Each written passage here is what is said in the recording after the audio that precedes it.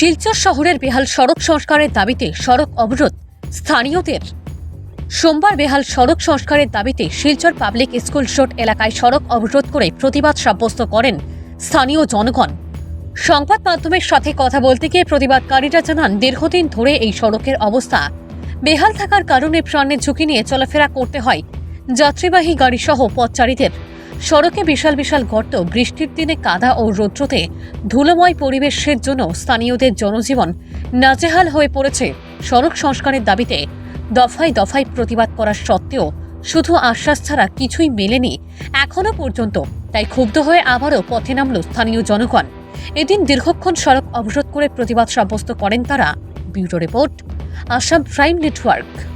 যদি কোনো প্রাণহানি হয় এখানে, তাহলে এটার দায়ভার কে নেবে? আজকে আমাদের এটা জবাব লাগে। আর আজকে রাত্রের ভিতরে আমাদের কাজ শুরু করতে হবে। যদি কাজ শুরু না হয়, কালকে আমরা 10টার থেকে বৃহত্তর আন্দোলনে যাব। যদি দাবি না মানা হয়, আমরা আন্দোলন চালিয়ে যাব। আমরা আন্দোলন চালিয়ে যাব। আমাদের ক্যাপিটাল পয়েন্ট থেকে আপ টু মেডিকেল পর্যন্ত এটা ভেরি ইমার্জেন্সি রোড। এই রোডের অবস্থা খুবই খারাপ। এখানে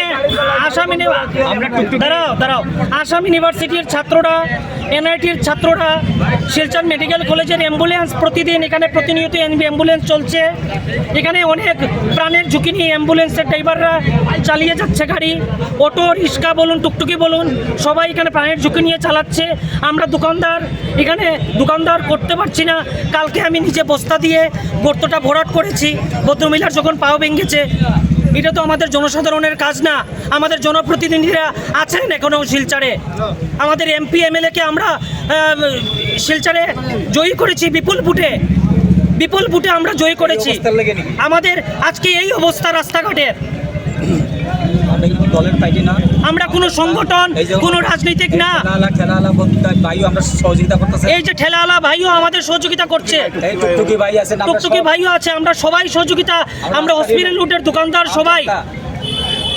আজকে আমাদের রাস্তা ঠিক করতে লাগবে।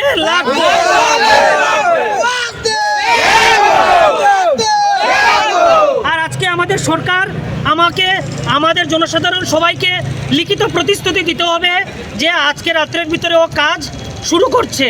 তার সাথে আমাদের 3বার করে হসপিটাল রোড থেকে শুরু করে মেডিকেল পর্যন্ত আমাদের জল মারতে হবে। প্রচণ্ড ধুলা, আমরা দোকানদারি করতে পারছি না।